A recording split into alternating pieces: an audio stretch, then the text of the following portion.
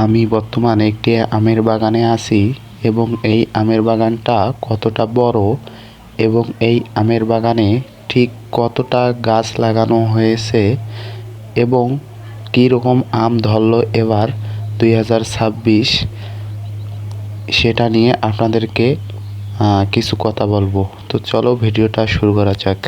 এই আমের বাগানটাতে মোট 300 থেকে 350টি আমের গাছ লাগানো হয়েছে এবং অন্য বারের থেকে এবার আমের গাছে অনেক পরিমাপের আম ধরেছে এবং সেই আম বিক্রি করে বাণিজ্যিকভাবে অনেক টাকা মুনাফা করতে পারবো ইনশাল্লাহ।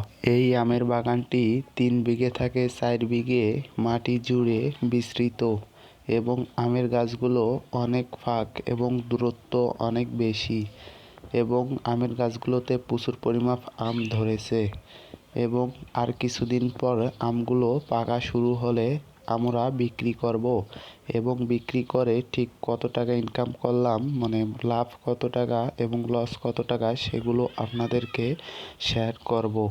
ঠিক আমের গাছগুলোতে কতটা আম ধরেছে সেগুলো তো আপনারা ভিডিওর মাধ্যমে দেখতে পাচ্ছেন।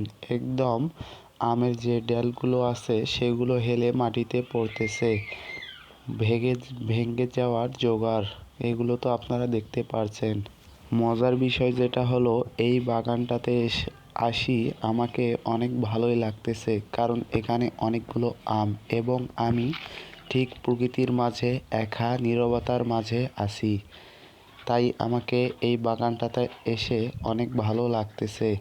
আপনারা যদি এরকম একটি বাগানে থাকতে পারতেন তাহলে আপনাদের কেমন লাগতো কমেন্ট বক্সে অবশ্যই বলে যাবেন।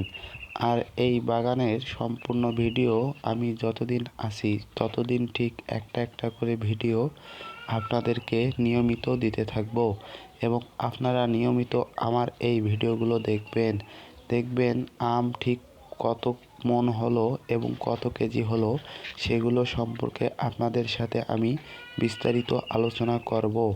আপনারা হয়তো শুনতেই পাচ্ছেন এখানে পাখির কোলাহল এবং মানুষের একটু করে ডাক আসতেছে এবং গোটাল বাগানটাতে এত বড় যে আমি ঘুরতে প্রায় অনেক 15 থেকে 20 মিনিটের মতন সময় লাগলো, এতটাই বড়। এবং বাগানের মাঝখান দিয়ে মিঠো পথের মতন একটি করে রাস্তাও গিয়েছে, সেটা আপনারা কিছুক্ষণ আগে দেখতে পেলেন। এবং বাগানের নিচে ঠিক একটু ঝাড় জঙ্গলের গাছ এবং কয়েকটা মুরগি দেখা যাচ্ছে। এগুলো হয়তো আশেপাশের বাড়ির হয়তো হবে। আর এই ঘরটাতে থাকি আমি, মানে যে আমি যে বাগান আগড়িতেছি সেই জন্য এই ঘরটা আমার।